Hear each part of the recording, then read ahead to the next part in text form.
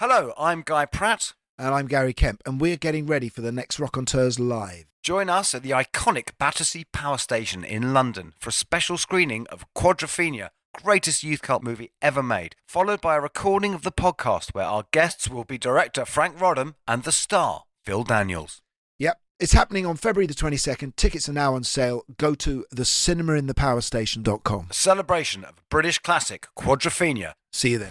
Hello, Gary. Hello, Guy. Merry Christmas. Merry Christmas to you and Merry Christmas to all of our listeners. Yes, all of you. What are you up to tomorrow?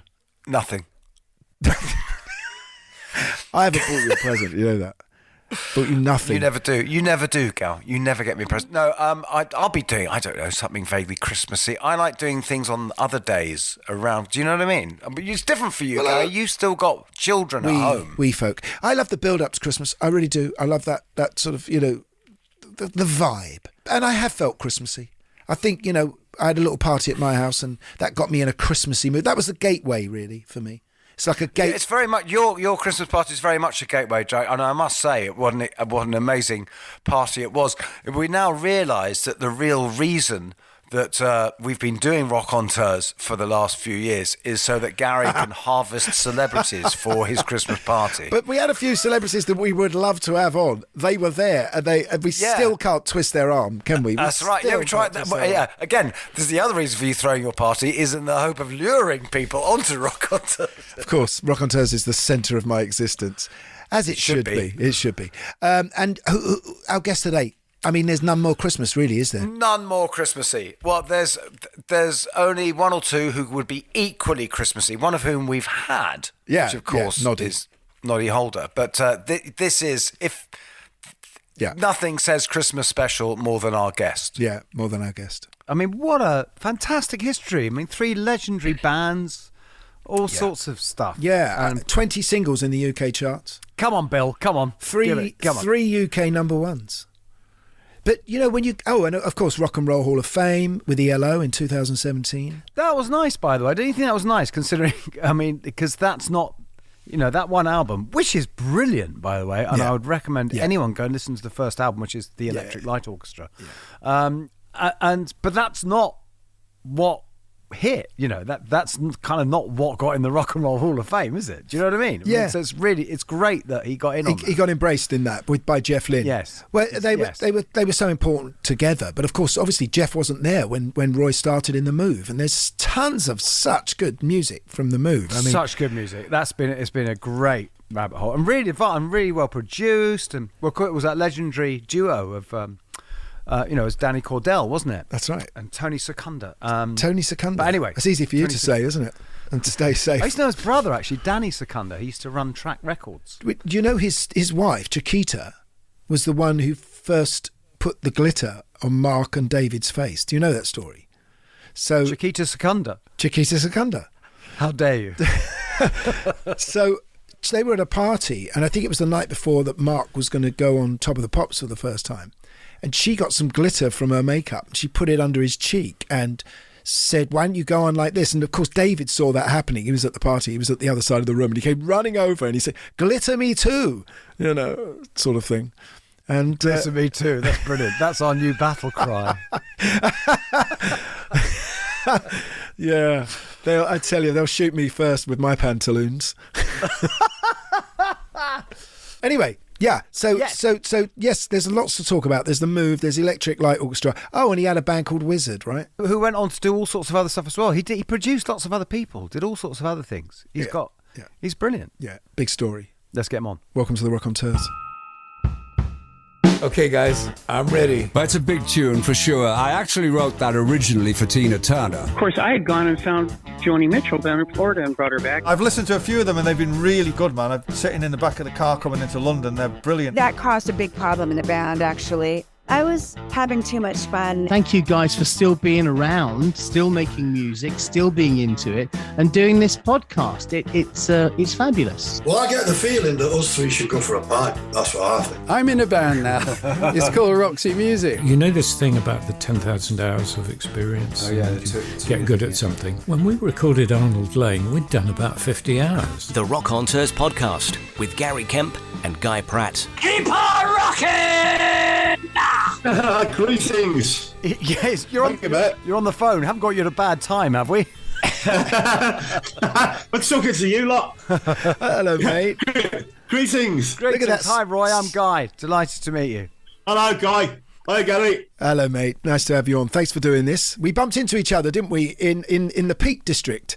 Yeah, in Derbyshire, yeah. What a shock. It's one of those, because I'd never met you before. And I looked across and I just said hello, and I thought, I know him. And then you came over and introduced yourself, and that was it.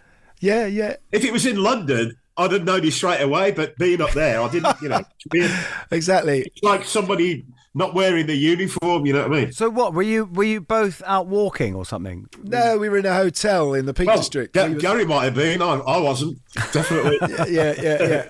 I think you were getting dropped off by a car, and I saw you, and then I went over and I had a chat with you at your table, and yeah, it was great. And I thought, you know what, we've got to get you on Rockonteurs. So here we are. Great. Yeah, I love your medieval Crusader stained glass windows. Did you put those in? Thanks. Yeah, I thought I'd turn the desk round a bit to make it a bit more interesting. Or the bookshelves are at the other end of the room.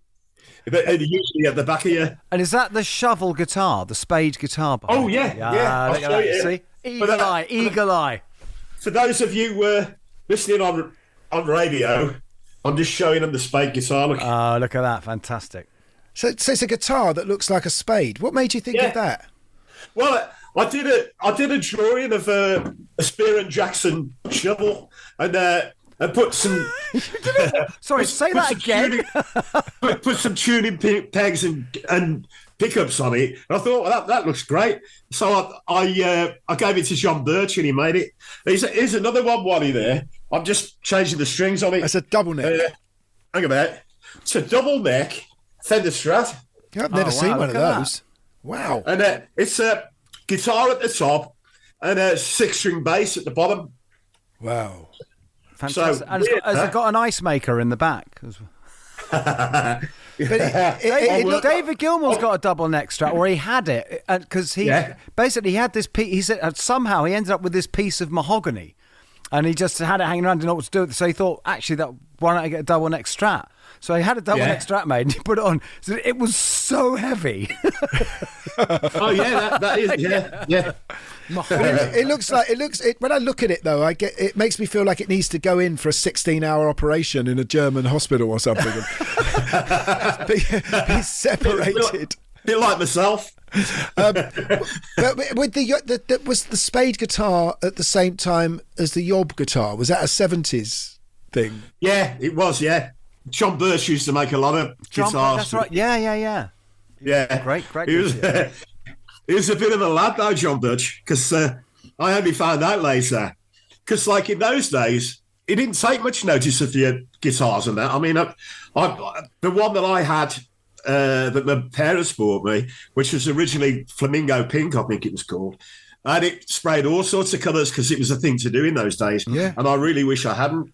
And what Birch used to do is I didn't realise till later that he used to there's a for your listeners there's a place on the back of a Fender guitar with a serial number on it which denotes what year it was made and all the this neck plate stuff. the neck plate, yeah. So what he used to do is he used to nick the neck plates and put them on his own guitars and flog them for loads of money. Oh my God. And yet I ended up with a neck plate on the back of mine that was no number at all. Wow. And I didn't even realise. So there are guitars out there that proper dealers are probably selling for the wrong price. Oh yeah. I don't know if it's with guitar, because with basses, if it's got an L in front of it, that's when it gets really valuable, because that's pre-CBS. Yeah. Sorry, you started talking about basses. I will now. So there's so much to talk to you about. Just chisel L's into the back numbers. Right. There's so much to talk to you about, Roy. I mean, listening back to... I mean, my God, man, look at you. I'm looking at you here now, and you look fantastic. Yeah. And I can't believe you go back to the 60s. You don't look so bad yourself. You go back to the 60s psychedelia. And I mean, listening to those early Move songs in the last couple of days. It's such a great rabbit hole. Genius. And for anyone to come up with the title, I Can Hear the Grass Grow. I mean, what a great title that was. Thanks. But all of it, going back to Night of Fear, your first one, which I noticed has a bit of Tchaikovsky in there. So you were really ahead of that game that we all thought was invented with ELO. Yeah, sure. I mean, I always wanted to do that. And it was only later that I was in a position to do the ELO thing. But I'd always been influenced by orchestral stuff because my parents always played it at home, you know. Because you're self-taught, right? Yeah. But you're self-taught on everything, like cello and stuff. Yeah. Right? I mean, that's saxophone. I've never had any music lessons. Amazing. So what was the house like you grew up in? Were your parents musical? Well, my mum played the piano and my sister did. There was a piano in the house, but in fact, I played quite a lot of instruments. But I never had unlike you lot, I didn't have the patience for piano, and I'm not very good on it. I mean, I'm all right. I play a few chords if I want to write something, but if somebody said, "Can you play a tune? Give us a tune," and I couldn't do it, you know. Yeah. So you haven't got the patience for the piano, but you got the patience for the cello. Okay. Yeah, cello and the bagpipes. Yeah, that's a challenge. So how did they come in? How did those instruments come into your life? What was the first instrument you owned? We never really had any money, you know, same as all of us when we first started and that. But when in the move, when we started to earn a little bit, I started to collect instruments, and there were a couple of shops down the Stratford Road in Birmingham that sold second-hand ones, and I bought a string bass which I loved, called it the Killer, and that was marvelous. And after Jerry Lee. Yeah. So what else did I buy? I bought an oboe, tenor horn, a few things, and then I thought, and it became a bit of a hobby, you know. I just started collecting them, and you can't collect them without having a go on them, you know what I mean? And it came in useful later when I did my solo albums and I played all the instruments on the album because I'm not really very good at any of them, to be fair, but I'm good enough to play my own songs, if you know what I mean. To blow your own trumpet. I can choose and write some easy parts. But what was it rock? You're saying there was classical music in the house, but was it rock and roll that made you pick up an instrument? What was it? Did you have that defining moment, that kind of? Oh yeah. I mean, Beatles on the radio, or Elvis, or whatever. First thing I ever played was drums at my sister's wedding when I was 6. Because I bet they loved that. Well, had you been asked? Yeah, well, my dad knew there's a bloke called Sam Harris who had a little band which actually played at the wedding. He used to play tin party in the Birmingham Symphony Orchestra, and he was a nice guy, you know. And he taught me a little bit on the drums for my sister's wedding, and I got up and did that. I did a little swing thing with a quartet or something. So that's the first time I ever played. And the next thing I think was my dad bought me a chromatic harmonica when I was 10, and I had a go at that. Guitar, when I was around about 12 or 13, I got on the bus, number 14 bus, into Birmingham to Birmingham Town Hall to see the Shadows. There it is. It were just because I've been a fan anyway, like buying the Cliff and the Shadows singles and all that. And I just love the sound of the guitar and that. And to listen to it live, it sounded like Hank's guitar had been dipped in Dettol, you know. It was so clean and lovely and dying and fabulous. And even Bruce Welsh was playing a Fender Jazzmaster, which I'd never seen before. And you could hear all the strings going swing, you know, when he played across it. It's fabulous. Those of us who know, who've probably played Birmingham Town Hall since, it's terrible. The sound is rotten. And the secret was that the only way to get a good sound there was to play quiet, which the Shadows did. They played quietly just through Vox AC30s. And it sounded fantastic. So I nagged my mum and dad forever after that to buy me a guitar, which was like the first guitar I had was a Hofner Coloran I've got the armour, yeah, because it had a tremolo arm, and I wanted to do all those things. Because also everyone had Hofners, didn't they? Because you couldn't buy American guitars in those days. Professionals did, yeah, but that's a designer guitar to have. Yeah, but it was still the German makes were popular, weren't they? It was the closest you could get, wasn't it, to a Stratman in those days? That's what George had, wasn't it? George had I did it. His first guitar his parents bought him was a Hofner President. Yeah. Is it true though that, talking about the Shadows and Hank, because I did read somewhere that after Carl left the Move, Carl Wayne, that you asked Hank to play guitar for the Move? Is that true? Yeah. Wow.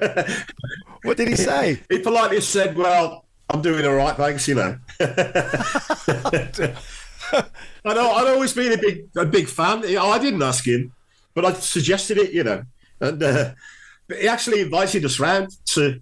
I think we went into his manager's office or something, and he came in and he was really nice and everything. And he said, "I think I've got it sorted. I don't really want to join another band." But if he'd said yes, you wouldn't have asked Jeff Lynne. Do you think Jeff wouldn't have joined if Hank had said yes? There's a point. Yeah. The whole of rock and roll would have changed. Yeah, that's true. Cool. I've got to say, looking at this, Roy. One thing you've got to say about Birmingham in the mid-'60s is all the bands had fantastic names. The Falcons, Jerry Levine and the Avengers, Mike Sheridan and the Night Riders, who later became the Idle Race. I mean, that really. That was a thing, Guy, wasn't it? In that early '60s, with during the Parnes era, to name a band. Someone's name and the somethings, because for a while it was John Lennon and the Silver Beatles, wasn't it? Right, Yeah. When I thought of the name of the Move, I just called it Move, and I did the lettering on some plates and saucers on some paper, and gave it to a signwriter to do the logo and all that. And it was the promoters that changed it. They used to call it The Move or The Who, or I think even with your band. Pink Floyd, they called it The Pink Floyd, which is ridiculous. And it sort of stuck. It stuck with us after that. But then, saying about the name of the bands, and all that, it's probably only the name that was any good. But also, what a scene that was with the Moody Blues up there as well. Yeah, and Spencer Davis, and there was a few. Yeah, there's some good ones. Were Band of Joy around then? No, or was that? Say again. Band of Joy, were they around then? Or was that a bit later? Oh, Robbers? Yeah.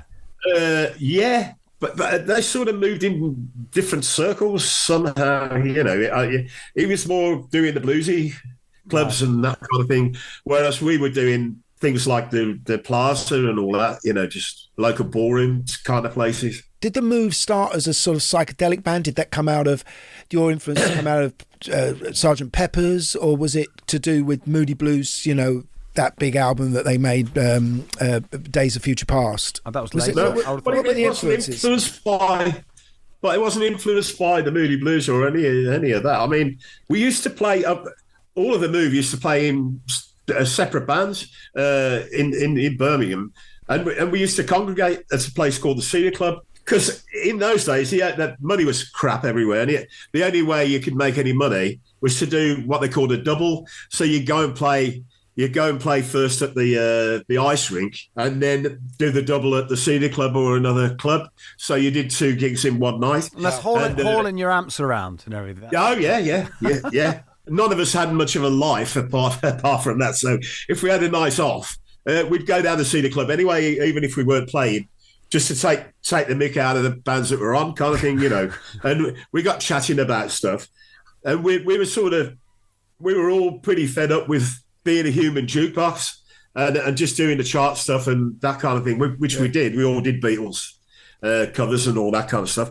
And I'd already written some songs anyway. And at the time, I was with Mike Sheridan and the Night Riders, who weren't really interested in any original songs at all at the time. And I did some demos on a home tape recorder and played them to a couple of people that were eventually in the Move, and they said, yeah, let's do that, let's be a bit more original. So that's how it all started. But what was the influence in those songs, do you think? What were you trying to, where did you pitch yourself? Ooh, now, good question. I don't No, I mean, it was just, I wish I could do that now. It was just whatever came out of my head when it went onto the paper and I sang it. But I wish I could do that now and not be influenced by a fashion, which over the years you do, don't you? You get influenced by other people and fashion. And in those days, there wasn't so much competition. It was just like rock and roll and melodies, really. I'd always been a person to I like good melodies, so everybody can sing along, and all that. But your songs have always been, from those early Move ones, have been like really, really well constructed and like quite lots of chords and stuff. They're actually sort of technically very correct. Thank you. Well, I'm glad you said that. It's I wanted to. How can I explain this? I wanted to make my songs singable, but not 3-chord structures. Mm-hmm. I wanted to make them so that it was interesting for the musician to play, like me. I don't like playing 3-chord things. And so I made, if there was only 3 chords in it, I'd throw a load more in just to make it more interesting for myself. But also lyrically, there was a sense of Britishness and sort of whimsy that's in there as well, and storytelling that you were, you weren't singing about, the sort of the old American rock and roll, falling in love with my baby. Cars and girls. People have said before, what were your songs influenced by? And I mean, what did you do? That kind of thing. I've never written songs about personal strife or any of that, right, which is like rubbish. All my songs have just been stories that I've made up. And I started doing that before I was like playing. And when I was at art school, I wrote some stories. So, Roy, how did the move begin then? If because you were in this other band, and then how did you form, and who was it? Well, we like I say, we used to meet up occasionally at the Cedar Club and have a chat about stuff, and then the chats became more intense, and we thought, well, we're fed up with we're all fed up with what we're doing. Why don't we get a band together? So yeah, it was me. I was from Mike Sheridan and the Night Riders, and then Carl Wayne sort of came into the picture. We wanted to be more Beatlesque and have instruments and voices. Because you had 4 singers, didn't you? If you can call it that, yeah. So Carl came in because basically Carl was very good at, I mean, he was a good singer, yeah, but he was very good at organising things, which none of the rest of us were, if you know what I mean. And he got meetings together and this, that, and the other. So there's me and Carl and Ace Kefford on bass, Trevor Burton on guitar as well, and Bevan on drums. We all just decided to do it, and we started with, I had 4 songs written on the little tape recorder, and we started with those. And then, obviously, to get work locally, because we weren't known or any of that, we needed to do chart stuff. So we sort of zoomed in on sort of Motown-y things, we were playing those. We were playing like a rock and roll band version of Motown songs. Which is kind of where rock comes from, doesn't it? Apart from which was white guys playing soul music. Yeah, it was a big influence on the Beatles. Yeah, but also all of your Deep Purples and everyone. But that's kind of Well, it was soul music and country music, wasn't it? Originally, that it all came from. Yeah. So who was managing you then? Nobody. We just did it. There were local agents that used to book us. It was one of those kind of things. In those days, the Belfry, which is like a golf centre, there used to be a gig there, which was a good gig, and we did the gig. And who turned up that night was a guy called Tony Secunda, who managed the Moody Blues. Yeah. And he came along. I didn't know about this, but someone asked him to come along and have a look at us.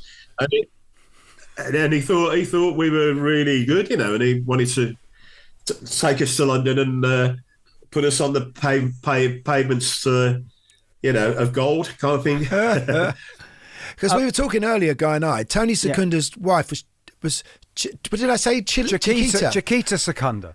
And his brother was Danny Secunda, who ran Track Records. But go on, Gary, tell your story. No, just that she, I'd heard, was the one who put glitter under Mark Bolan's eyes and was also the night before he played Top of the Pops. Oh, really? But then No idea. when I started reading more about you, I actually think you're the person who invented glam, because you were the first person to paint a star on your forehead and throw your hair out. I was the first. I think I was the first to do the makeup thing, which was before Bowie, in fact. Yeah. And this came about when we did a single called Brontosaurus with The Move, and Carl Wayne had just left as lead singer, so everybody pointed to me to do it. And someone I knew made me a long sort of coat with triangles on, with black and white triangles, which was the Brontosaurus coat, which I wore on. We did Old Grey Whistle Test. We did that, and I wore that coat on it, and everybody else went to the bar, and I thought, well, there's something missing here. I backcomb my hair all out, and I managed to get some makeup, and I did triangles around my face like that, and a star in the middle of the forehead, and which matched the jacket that I was wearing, the coat. It was a long coat, and I thought, oh, that'll do. And we went on and did that, and then that's the first time I used that kind of thing. But then when I started Wizzard, I thought, well, it's a shame to lose that, really. Let's have a multicoloured version of that, which is that was the Wizzard image then. Yeah, No. I mean, because that was definitely the first time anyone had ever done anything like that. I'm sure. And is it on Old Grey? Is it on YouTube that Old Grey Whistle Test? It should be. Yeah, I remember seeing it. I heard an interview by. This is great. I heard an interview by John Lennon, who said he was talking about different British bands and everything, and he was on about seeing that thing on the Old Grey Whistle Test, and he phoned a couple of mates and said, "You've got to watch this." Wow! Because I was obviously that one. I think I'm not sure if we mind it or not, but it was easy to do. So I ended up rolling around the floor with my guitar and that, biting the heads off whippets and stuff, you know. Wow! And Sort of Leonard got on the phone Hendrix to stroke Iggy Pop. Yeah, Leonard got on the phone to his mate and said, "You've got to watch this." Oh, brilliant! Oh, it's fantastic. Because you first went in the studio with Glyn Johns, didn't you? Before it was Denny Cordell. Well, Denny Cordell was our first producer, so It was the first, right? Of it, yeah. But in those days, a lot of producers used to rely mainly on the recording engineer, you know, to do all the work, in fact, and then just put their name on the label. And unfortunately, I think Denny was one of those, you know. Oh. And but I took this into my brain, and every time we did a session, I was really making sure I could see what the engineer was doing, so it all went in there, and I could use it later on, you know. Ah. Was Glyn Johns part? Did Glyn Johns ever work with you? Yeah, he did. Glyn Johns did work with the Move. I think he did on a couple, yeah. Yeah. Also, because I've just been rereading, just coincidentally, the other day I was rereading My White Bicycle, the Joe Boyd book. Oh, it's a great book. And he absolutely raves about the Move, about how he was desperately trying to get you signed to Elektra, and he thought you literally could have been like The Who in America. I think mainly the failure of the Move in America was just bad management. We didn't get the breaks. Talking of management, though, he was quite a wild manager, wasn't he, Tony Secunda? He got you to get up to all kinds of tricks, and I know at one point you got sued by Harold Wilson, but what else was he going? What other mad stuff was going on? Oh, it was all mad. I mean, I tried to distance myself from all that, really, you know, as far as I could, because all I wanted to do, I mean, the only reason I wanted to be in a band then is to get my songs heard by people. You know, simple as that. Yeah. And if I could have done just a studio thing like Brian Wilson and just written for the band and stayed off the stage, I would have welcomed that. You know, I would have done it. Your image and your persona doesn't say that. No.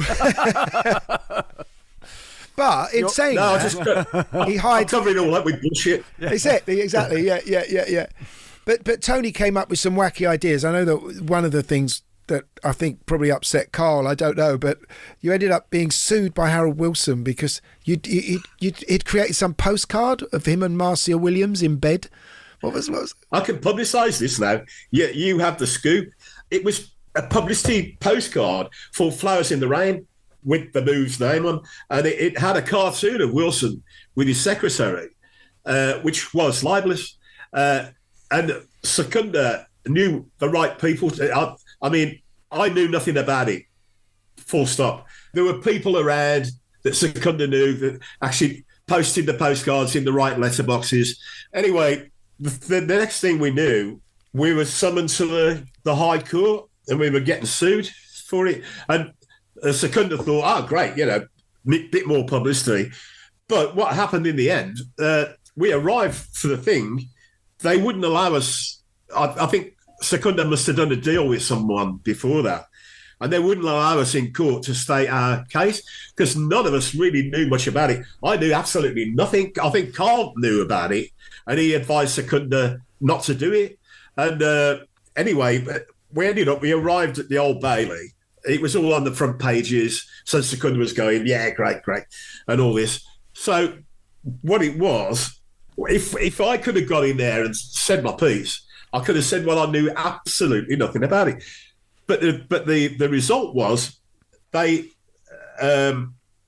took away all our royalties and gave them to the Harold Wilson Trust. And I lost more than everybody else because I wrote the song. Oh. And they nicked Flowers in the Rain and the B-side. Oh. I've never earned a penny from any of it since. But now that Marcia Williams has died, his secretary, I might stand a chance now because there are a few things coming out in the newspapers saying that Wilson did have an affair with her, and the result from that was they were saying, well, he didn't, and now he has. Hopefully, I don't think I'm going to ever get the money back that I'm owed, but it would be nice to be able to pass the clear your name. But seriously, Roy, you've never earned any money from Flowers in the Rain because of that. It still goes to Harold Wilson. Not a penny, no. More to the point, what is the Harold Wilson Trust? Where was that money going? Because surely they can't have just been putting it in their pockets. That would be a new roof on someone's house, maybe. Who knows? His cottage in the Scilly Isles. No, I mean, listen, I'm sure that there's a charity that it's meant to go to, but it's still criminal that you had to suffer for something that Tony Secunda did. Yeah, for publicity. Well, stuff. I was totally not guilty, and I had all my money taken off me, which was in those days was. And that's a big song. That's one of your biggest songs, right? Yeah. Flowers in the Rain for the Move. Well, yeah, because it was the first song ever played on Radio 1. Yeah. So whenever there's anything going on, they always play that, For me, Fire Brigade was so great. I loved it as a kid. And that was you singing on that one, wasn't it? Well, actually, can I give you a little something on that? Is that, Roy, I don't know if you know that Gary and I are in this band together, Nick Mason's Sauce Full of Secrets. And Brilliant. And as our encore on the first 3 tours, we used to close with Point Me at the Sky. And I actually used to insert the line of Call the Fire Brigade into that. You did, yeah. That's from your song. Really? Yeah. Well, thank you. There seemed to be more money that's not coming your way. Let's go to Harold Wilson. You've had that, mate. Yeah, no. I think Blair got mine. Yeah.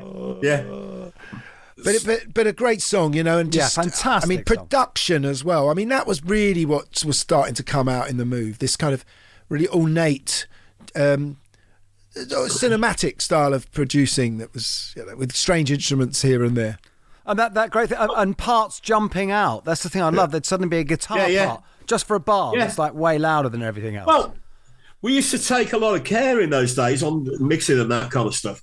And I thought it would go into outer space and we'd have speakers all around the room by now, But now people are listening to it on a phone in the corner of the room, just stuck on the chair, Well, at the other end, there is the whole Atmos spatial thing going on. But I know what you mean. Yeah. Roy, is it true, though, you that first album, the tapes all got stolen or something when you were making the first Move album? I think so. I didn't really know much about what was going on there. I tried to remove myself from the publicity end of it. Because I heard... I could get on with the writing. Did Hal Wilson nick him? Yeah, probably, yeah. What's George Brown? What's out there is that they went missing and then they got found in a skip and you had to re-record the first album again. Is this all not true? No, we didn't re-record the album. I don't know what happened with the tapes, but they must have found them because we didn't re-record it. Wrapped around the World Cup. Yeah. Skip. And then you're talking about Bad Fire Brigade.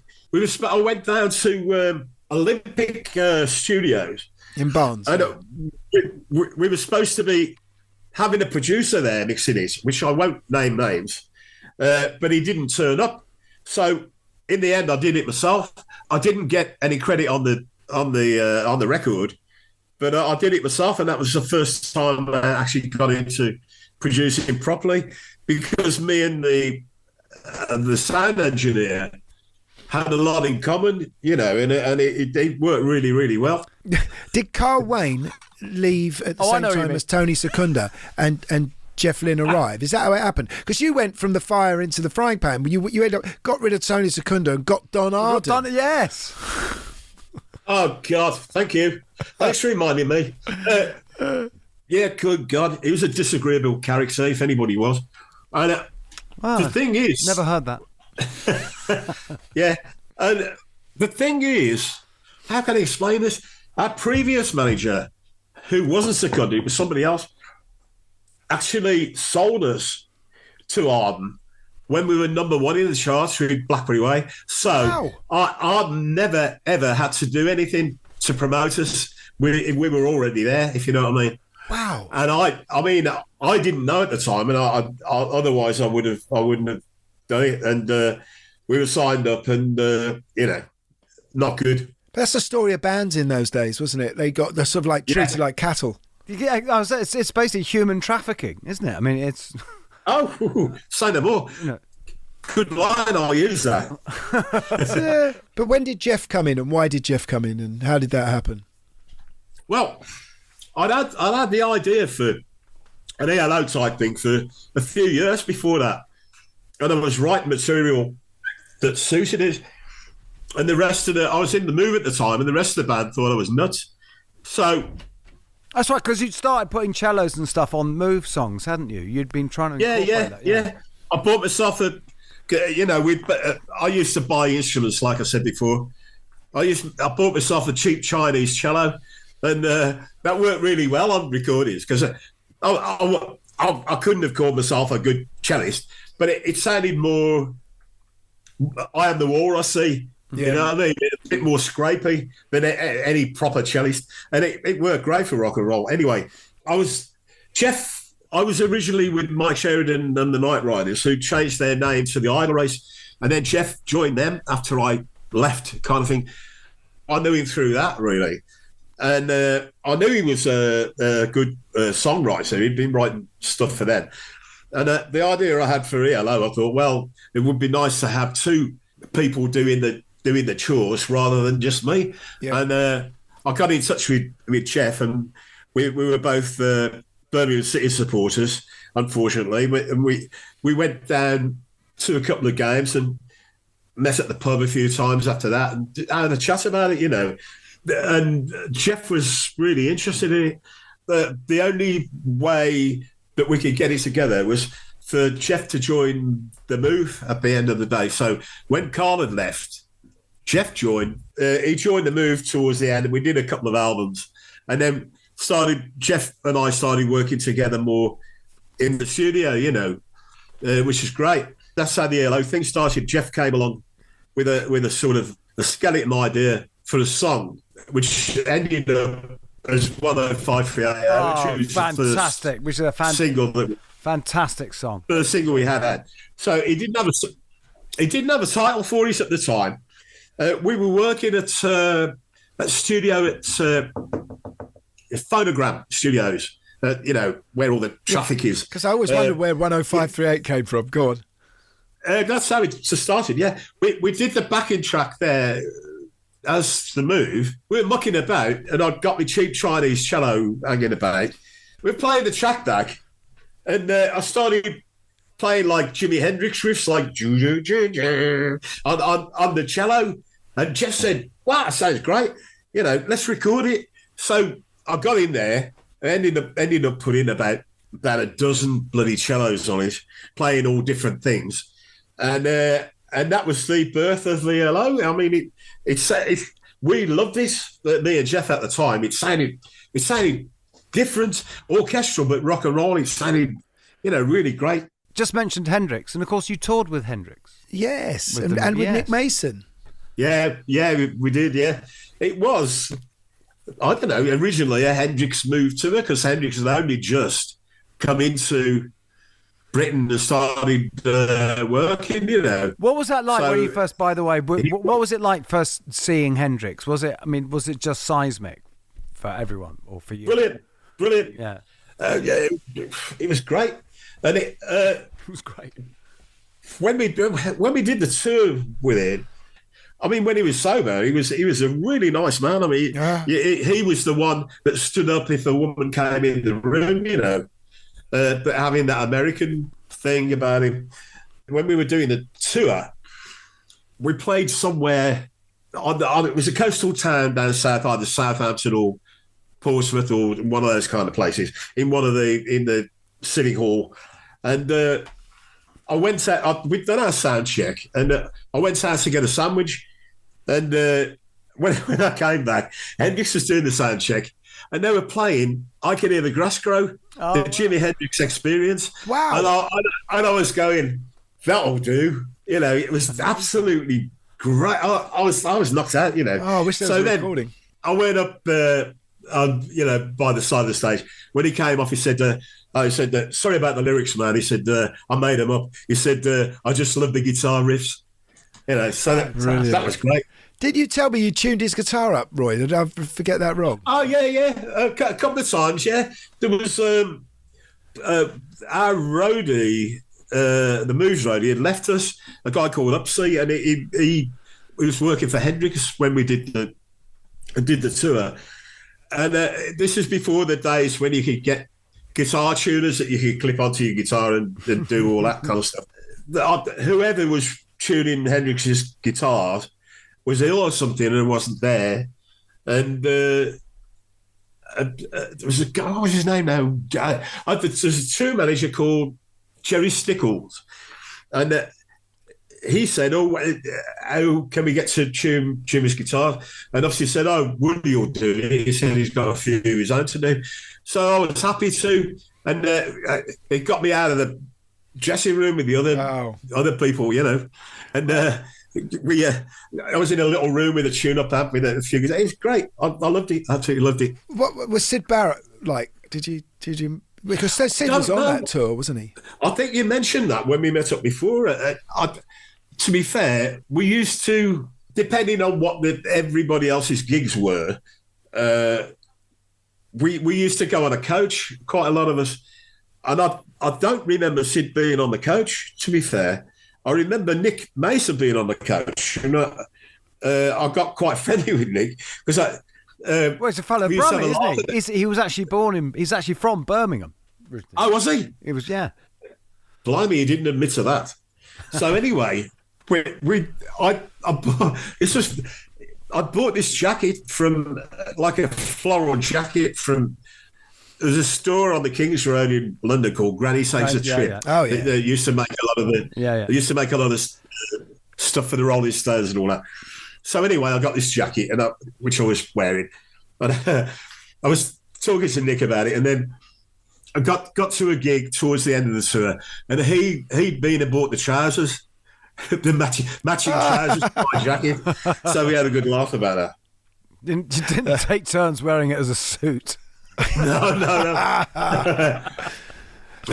So let's jump back forward where we were. So with ELO coming forward, so you actually ended up in two bands together, didn't you? Because you were both releasing records. I think the Moves' last record and ELO's first. At the same time. Well, I wanted to start ELO a lot sooner than we did, and because we got a contract with EMI, we still had to do, I think, 2 more Move albums. I thought, well, I'll get Jeff involved with it. And, we did the last 2 albums together, which was good. We had a good laugh doing that. I don't know. A lot of this has to do with Don Arden and his timing on stuff. And it, like I say, he was a bit of a disagreeable character. And a lot of things didn't happen at the time they should have happened. I mean, I'd recorded a solo album called Boulders at Abbey Road, and which I played all the instruments on. And Arden wouldn't allow that to be released until 12 months later, until all this ELO thing had died down, because he wanted me to reform the Move or something. I don't know. Weird. Wow. But who came up with the name, by the way? Because it's such a perfect, does exactly what it says on the tin name. Me. Isn't it? Yeah. Electric Light Orchestra. Because I was thinking, there were things on the radio at the time with the Midland Light Orchestra, just playing like light music and all that. The light program. Yeah, the light program. So I thought it'd be great to have a thing to do with like electric lights and all that kind of stuff. And Electric Light Orchestra. And I always wanted a really big, nice light show when we first started. Then, of course, Arden wouldn't have it, didn't want to spend the money on it. And then Pink Floyd did it, of course, and, cashed in. But you virtually had 2 singles out at the same time, if I remember right. As a kid, I bought both. California Man for the Move and... California Man and 10538, yeah. Yeah, at the same time. My God. Both in the charts at the same time, yeah. That's amazing. Well, you did, but Jeff sang on one and you sang on the other, right? 10538, Jeff sang on. And California Man, we both sang on. Right. Because I wanted to include Jeff on more stuff. So what happened on the second album? Because it was Arden who caused the split, wasn't it? The split, yeah. Now, this is... I've got to be careful how I don't know how you're going to edit this program, but I've got to be careful how I say this, because it's difficult to explain. Do you want to do it through the medium of dance? The reason, yeah, go on. The reason I left ELO was through pressure from Don Arden, not because, some of the media said that me and Jeff had an argument, or from now till then, I don't think Jeff and I had ever fallen out. But it's how Arden and his team wanted to portray it, that we'd fallen out. So now 2 bands, this, that, and the other. And I didn't realise until years later that Arden was trying to split us up because he knew that we were both decent songwriters, and he could earn more money if we were in separate bands. Think about it from a managerial point of view. So the earliest memory I have of this is Arden never came to gigs, and we were in ELO. We were doing a tour of wherever in Italy, of all places, and then all of a sudden Arden turned up with his son and a few people from the office. And I thought, what the hell's he doing here? Because he never, ever comes to gigs. He never came to any Move gigs. Never.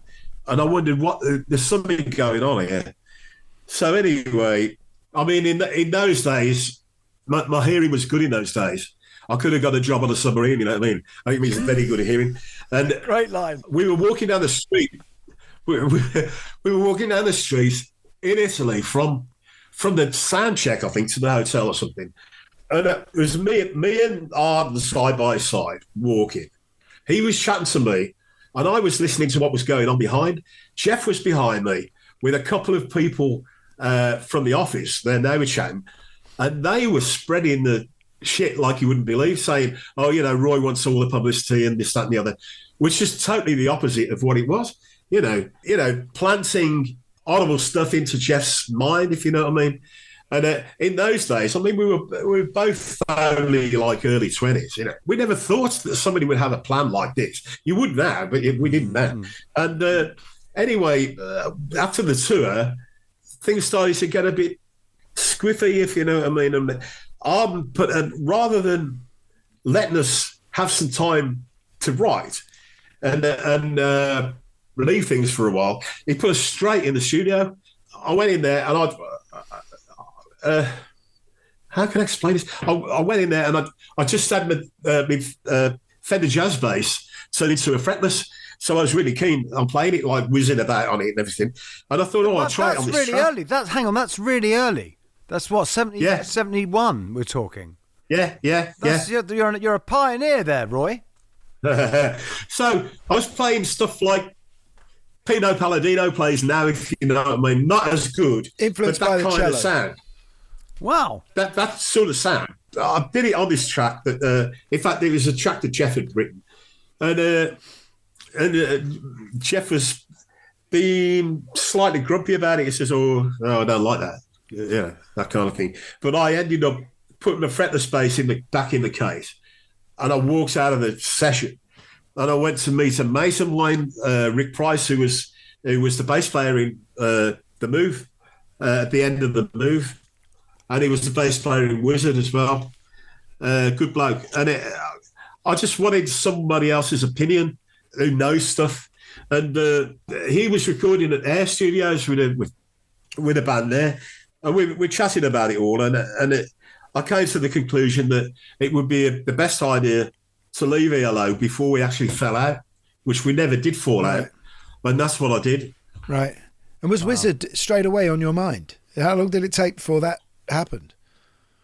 Well, it took us a while to get ELO together, so I didn't want to take too much time over it. And I'd already written some rock and roll tracks that I was going to put on a follow-up, a solo album, which I think the tracks were Ballpark Incident, See My Baby Drive, those kind of things. Because there was a rock and roll revival at that time, wasn't there? Guy and I saw a great documentary recently about a rock and roll revival concert in America where John Lennon played. In Toronto, which was the end of the Beatles, really. It was the first Plastic Ono Band gig. But But also there was the big things at Wembley Stadium and stuff happening. Well, that was a bit later. Yeah, that was another thing that really annoyed me greatly. I was asked to do. I mean, it was a big job, the Wembley Stadium. I mean, Little Richard, Jerry Lee Lewis. Oh, you did that, right. Little Richard, Jerry Lee Lewis, Bo Diddley, all them. They were all on it. This has nothing to do with Don Arden. He was still my manager at the time. But he got a bit pissed off about it. And the people that were organising it liked me. They were fans of mine. So they said, will you do it? And I said, yeah. And then I got a band together specifically to do that, which was Wizzard. And Don Arden got into he put a spanner in the works somehow. And then a week before the gig, he changed the name of Wizzard to The Move. What? On the poster. Wow. Oh, think about shenanigans. That one. So that could have been great publicity for Wizzard at the time. Being the first, it was the first gig we ever did. Come on, Roy, you didn't need it. I mean, you had consecutive number ones, didn't you? I mean, See My Baby Drive, Angel Fingers. I mean, but Ballpark Incident, and we're not even got to the Christmas single yet. I mean, I just remember what I loved about Wizzard and why I have bought the singles was this wall of sound production, this great sort of baritone saxophones and everything going so big, and I mean it's very Spectre-ish, wasn't it? Yeah. Also, one thing I was like, I love Spectre. Yeah, you could tell. But going back and listening to them for this, Roy, is of remembering is that on things like See My Baby Drive, it's just you had an embarrassment of riches. Like there's like 4 separate incredibly strong hooks in that song. You could have split that into 3 or 4 singles easily. It's just hook after hook after hook. It's brilliant. What I try to do with the songs is to make, rather than the middle 8 section or middle bit, whichever you want to call it, just be a throwaway. I like that to be a separate entity, and let's just sort of link it up, so that you can sing that. You could sing that at a football game on its own without the main song, and I think that's quite important. I just remember Ballpark Incident was such a great title. Even as a kid, I just thought, wow, what is the incident? Yeah. And it was so what's a ballpark? Do you know what you had some mad stuff going on telly as well? Because what I didn't know till yesterday was that your girlfriend was Aisha Bruff. And at the time, yeah. And she was the one who used to dress Supersonic. Yeah, from Aisha's Lift Off. My God. And she used to dance on the stage, didn't she? On top of the Pops, dressed up as mad, whatever, roller skates. Lift Off with Aisha. Because Nick Lift Off with Aisha. Just to say, Nick Rhodes from Duran always rubs my nose in that, because for me, the first time I saw Bowie do Starman was on Top of the Pops, and he said, "Oh no." First time I saw Bowie do Starman was on Aisha. Oh, right, yeah. Which was before Top of the Pops. She was quite. What can I say? Yeah, but what a great idea that was. Thank you. Nice to have some feedback from other.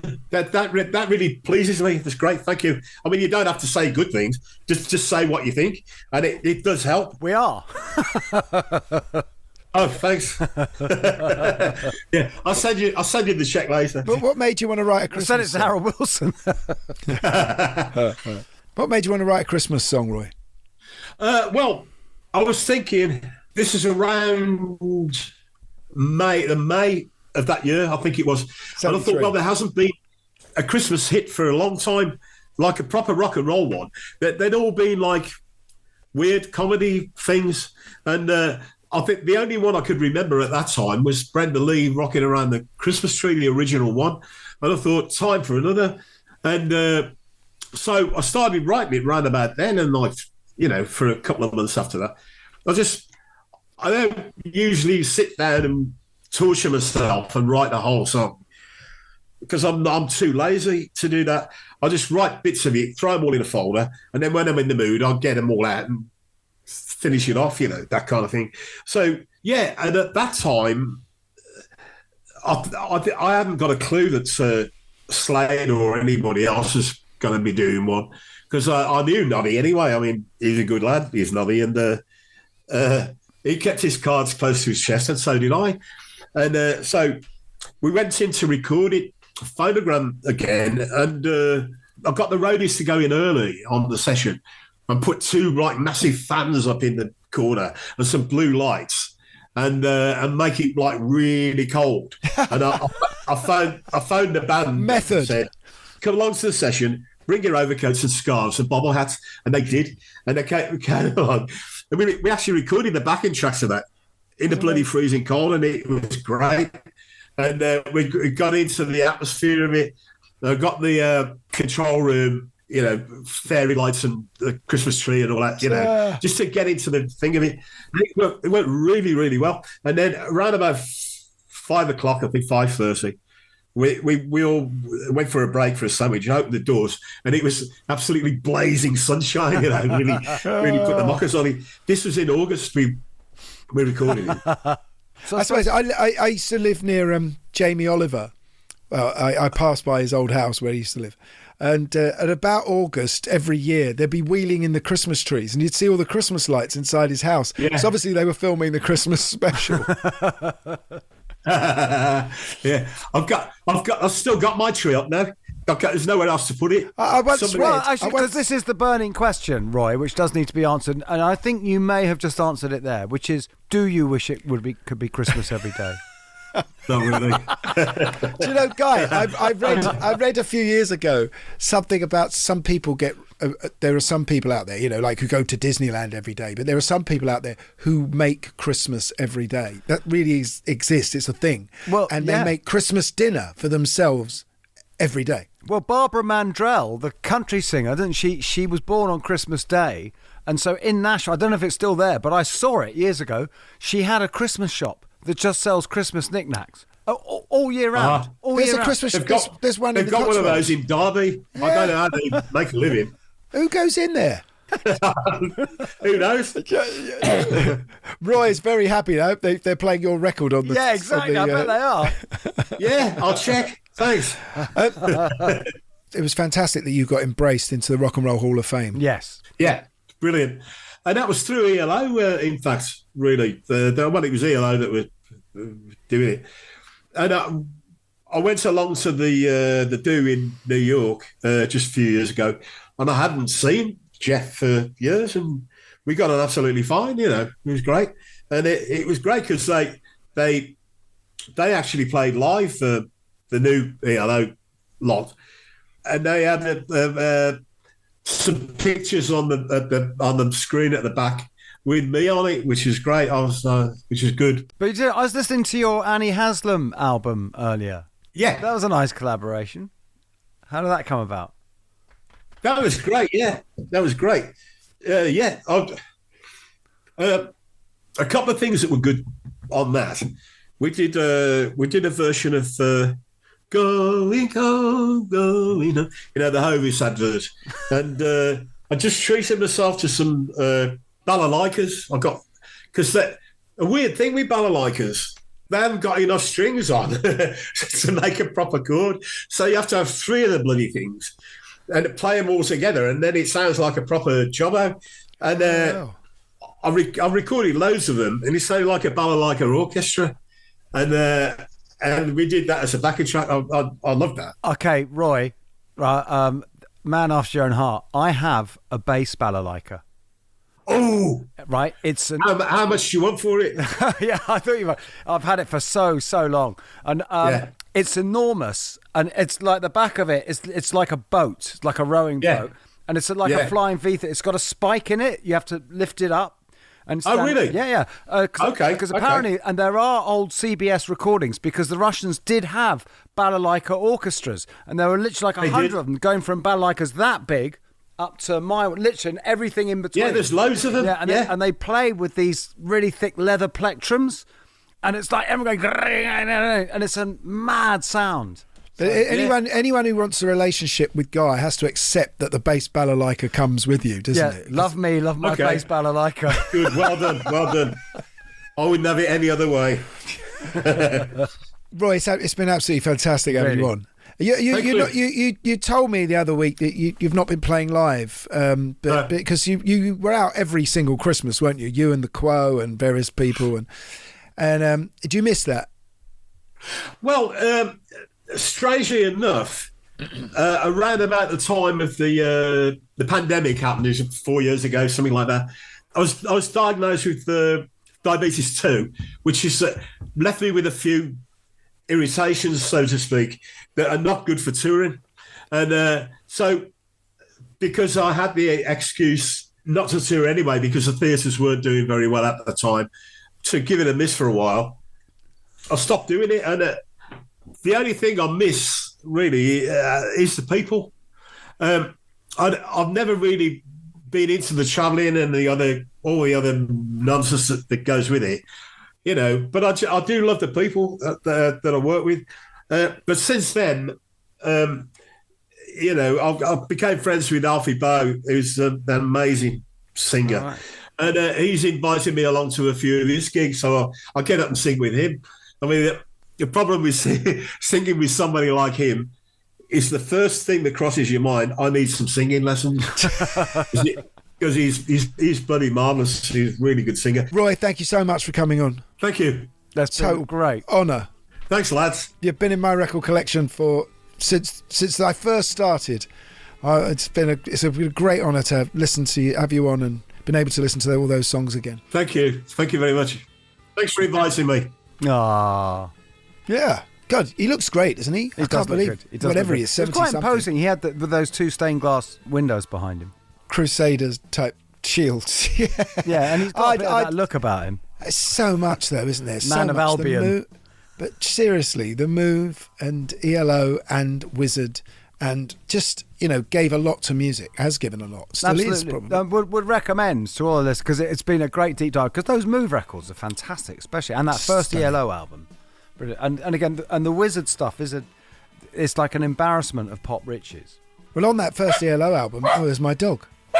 Well, your dog's on the first ELO album. Get out.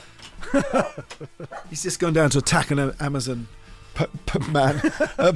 But on that first ELO album, there's that fantastic proggy sort of medieval song, isn't there? The Battle of Marston Moor. Oh, hang on, my dog's really howling. I'm gonna have to go. All right. Well, there sounds it is, like Pop Seamus. Pickers. So thanks to Ben, our producer. Thank you to Roy for being brilliant. Yeah. And we'll see you next week. You'll hear from us next week. Anyway, it's good night from me. Or Gary's dog, and it's good night from them. Rockonteurs is produced by Gimme Sugar Productions for Warner Music Group UK.